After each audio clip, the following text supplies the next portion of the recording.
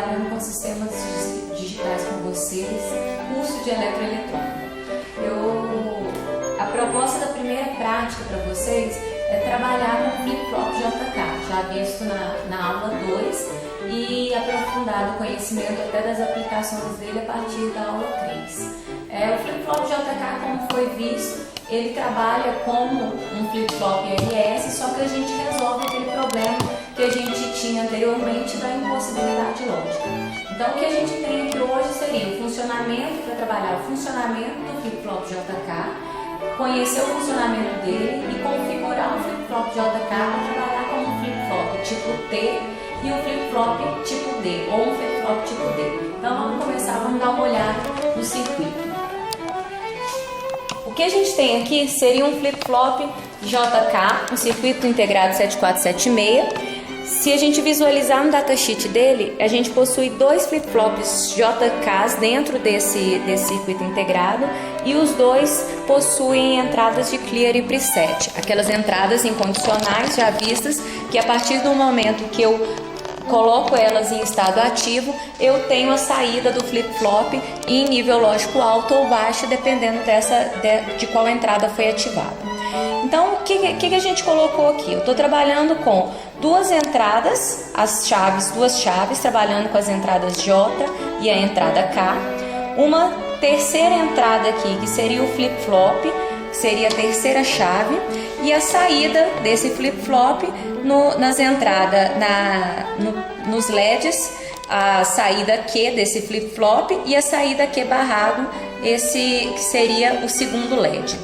Além disso, eu coloquei aqui para a gente verificar o funcionamento das entradas incondicionais, chaves para trabalhar com clear e preset.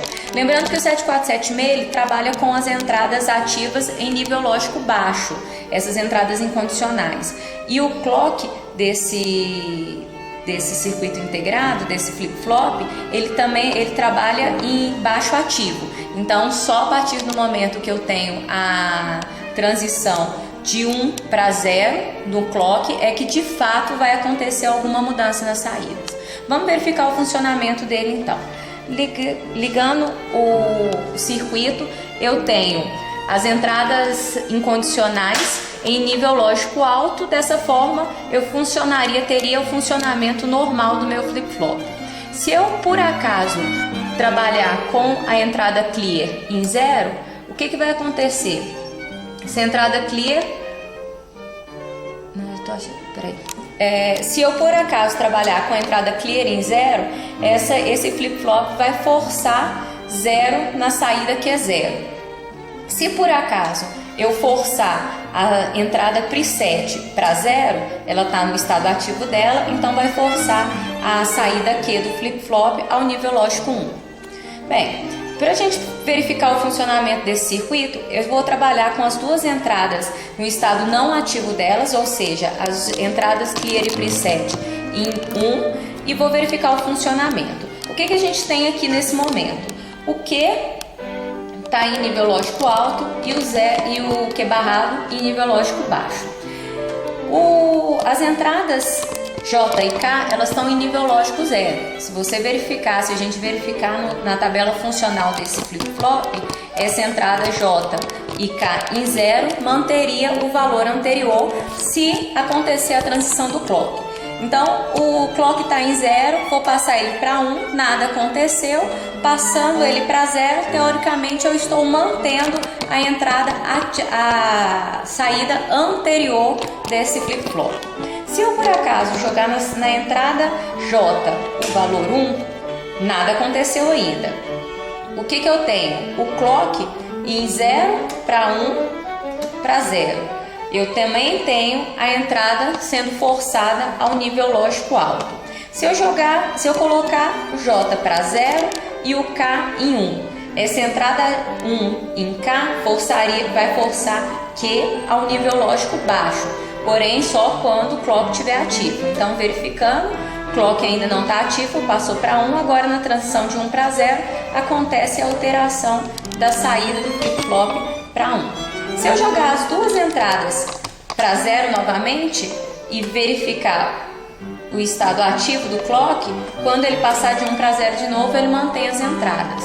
E a última situação que a gente tem é quando eu tenho as duas entradas em 1, que era aquela entrada proibida na situação com aquela impossibilidade lógica nos flip-flops RS, e que aqui eu tenho a seguinte situação: as duas entradas em 1, quando eu tenho o estado ativo de 1 para 0, aconteceu a mudança, o que a gente chama de ação toggle. Aconteceu a mudança do valor de Q, que era 0, passou para 1, e Q barrado aconteceu de 1, virou 0. Se eu ativar o clock novamente, o que vai acontecer? Vai acontecer novamente uma mudança desse estado anterior. Então, de 0 para 1, nada aconteceu, de 1 para 0, o estado ativo, os LEDs vão trocar, vão passar a ficar apagados, porque o Q passou a ficar no estado baixo e anteriormente ele estava no alto. E o Q barrado estava no baixo e agora está no alto. Pessoal, esse é o funcionamento do flip-flop JK.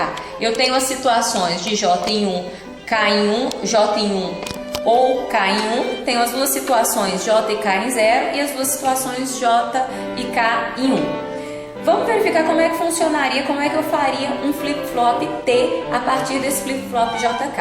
A gente verificou que o funcionamento desse flip-flop, ele vai funcionar da seguinte forma: o flip-flop T só tem uma entrada, e essa entrada eu teria a entrada J curto-circuitada com a entrada K, e aí eu vou trabalhar com uma única entrada.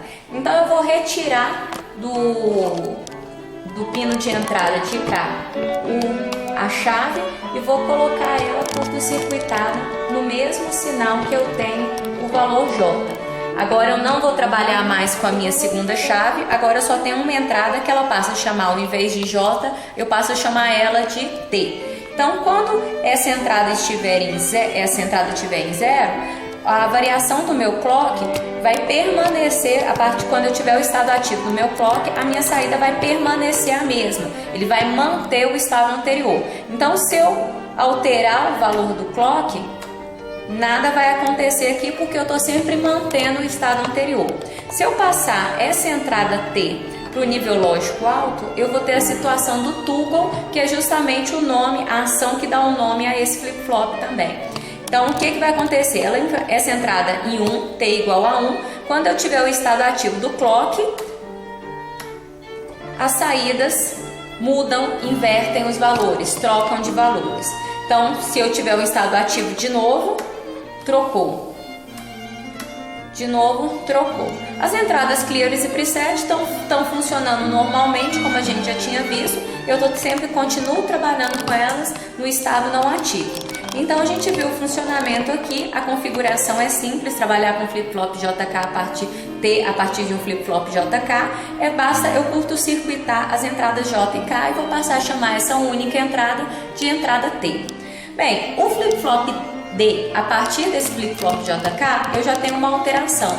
Eu vou ter uma entrada inversora, na verdade a entrada J vai ser invertida e injetada na entrada K desse flip-flop. Então, vou retirar agora o sinal de J curto-circuitado com K e eu vou ter essa entrada K. Agora, ela vai ser... Vou pegar um fiozinho, vou ligar e colocar a entrada J na entrada de uma porta inversora, que é esse circuito que eu tenho em cima, circuito integrado 7404, que possui portas inversoras. Ele possui dentro dele 6 portas inversoras. A alimentação do circuito integrado já está feita normalmente no pino 7 e no pino 14, e ao invés de eu trabalhar então com aquela entrada K curto-circuitada com a entrada J, eu vou injetar o sinal de J na entrada da porta inversora. Vou utilizar a primeira porta desse circuito integrado no pino 1 e vou retirar o sinal invertido dela no pino 2 e vou injetar esse sinal invertido justamente na entrada K. Agora eu tenho a entrada J na única chave que eu tenho, e essa entrada J, o sinal dessa entrada J está sendo invertido no 7404 e sendo injetado na entrada K do flip-flop. Agora, essa minha entrada eu posso passar a chamar ela de entrada D. Então, como é que é o funcionamento do flip-flop D? Quando eu tenho o clock no seu estado ativo, o clock vai carregar imediatamente o valor da minha entrada D, é o que a gente chama de load, de carregamento. Então, quando eu tenho o D em 0, se eu tiver o estado ativo do meu flip-flop no clock, eu vou manter o valor que eu tenho na saída aqui. Se esse D for para 1, quando eu tiver o estado ativo de 1 para 0, eu carrego o valor que eu tenho na entrada D no flip-flop, na saída do flip-flop Q.